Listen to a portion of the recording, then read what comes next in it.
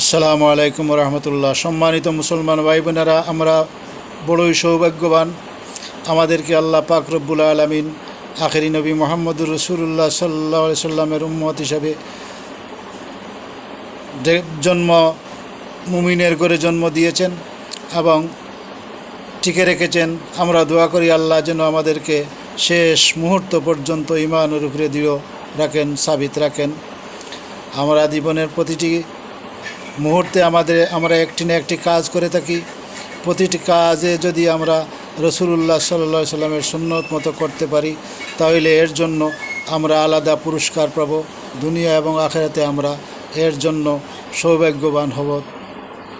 প্রত্যেক মানুষ তার জীবনে ভালো কাজ করে, হোক মুসলমান হোক অন্য ধর্মাবলম্বী, যে যে ভালো কাজ করবে সেই তার পুরস্কার পাবে। কেউ দুনিয়াতে পাবে আর কেউ দুনিয়া এবং আখিরাত উভয়ে পাবে।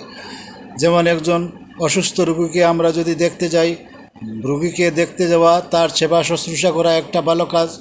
কিন্তু আমরা মুমিন হিসাবে আমরা যদি রসুল পাক সাল্লাল্লাহু আলাইহি সাল্লামের কথা মনে পড়ে যে আমার রসুল পাক সাল্লাল্লাহু আলাইহি সাল্লাম অসুস্থকে দেখতে যেতেন, আমরাও দেখতে যাব। তাই ভালো কাজের পাশাপাশি সুন্নত আমাদের অনুসরণ হলো, আমরা এর জন্য আলাদা সওয়াব পাবো। ঠিক তেমনি আজকে আমরা রসুল পাক সাল্লাল্লাহু আলাইহি সাল্লামের একটি সুন্নত সম্পর্কে আলোচনা করব ইনশাআল্লাহ।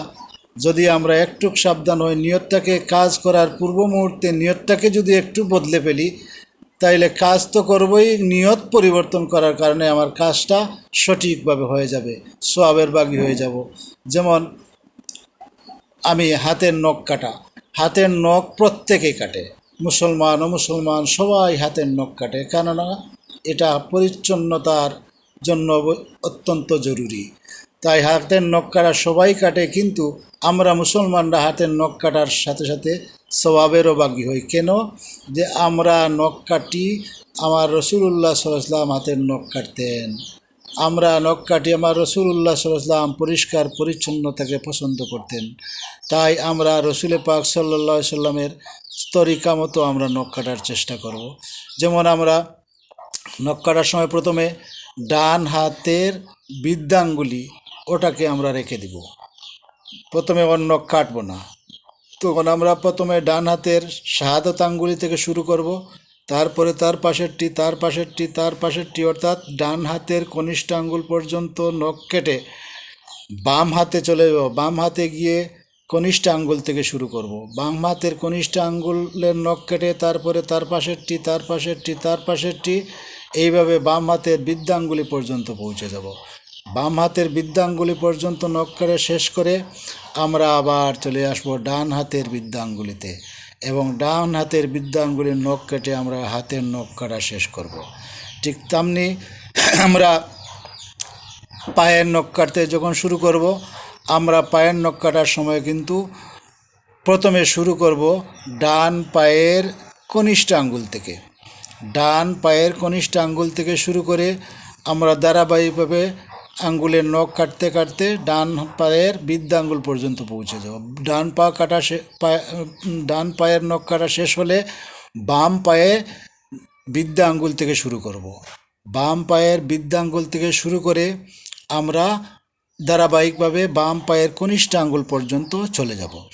সেই বাম পায়ের কনিষ্ঠ আঙ্গুল পর্যন্ত চলে গিয়ে সেই আঙ্গুলের নখ কাটা শেষ হলে আমাদের পায়ের নখ কাটা শেষ হয়ে গেল। আবার বলছি, পায়ের নখ কাটতে ডান পায়ের কনিষ্ঠ আঙ্গুল থেকে শুরু করে ধারাবাহিকভাবে ডান পা শেষ করে বাম পায়ের বৃদ্ধাঙ্গুলি থেকে শুরু করে বাম পায়ের কনিষ্ঠ আঙ্গুল পর্যন্ত গিয়ে শেষ করব।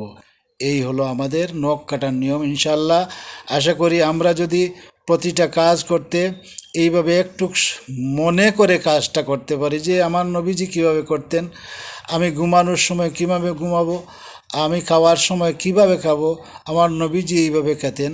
কারণ প্রত্যেকেই খায়, প্রত্যেকেই ঘুমায়, প্রত্যেকেই হাঁটে, প্রত্যেকেই চলাফেরা করে, প্রত্যেকেই হাসি তামাশা করে, কিন্তু আমার নবীজি কীভাবে করতেন, তিনি কীভাবে খেতেন, কীভাবে হাঁটতেন, কীভাবে চলতেন, কীভাবে মানুষের সাথে ব্যবহার করতেন, আমার মনে যদি এই কথাটা পড়ে যায়, তাহলে কিন্তু আমার মনের মধ্যে রসুলের মহব্বত বৃদ্ধি পেয়ে যাবে। আমি রসুলের সুন্নত মতো কাজ করতে পারবো, আর রসুলের সুন্নত মতো কাজ করতে পারলে রসুলের মহব্বত আমার ভিতরে জন্ম নেবে। আর রসুলের মহব্বত যত বেশি হবে, আল্লাহ রাব্বুল আলামিনের আমি ততই বেশি, কারণ মহব্বতের মাধ্যমে অনুগত্য করা যায়, অনুসরণ করা যায়। আর অনুসরণ রসুল পাক সাল্লাল্লাহু আলাইহি ওয়াসাল্লামের যত বেশি করতে পারবো, আল্লাহ পাক রব্বুল আলামিন তত বেশি আমাদের উপর খুশি হবেন। আল্লাহ যদি আমাদের উপর খুশি হয়ে যান, তাহলে ইনশাআল্লাহ কিয়ামতের ময়দানে আমাদেরকে এমন জীবন দান করবেন যে জীবনের উপর আমরা নিজে সন্তুষ্ট থাকব। আল্লাহ আমাদেরকে কিয়ামতে দুনিয়া এবং আখেরাতে তার সন্তুষ্টির জীবন আমাদেরকে নসিব করুন। আমিন ইয়া রাব্বাল আলামিন।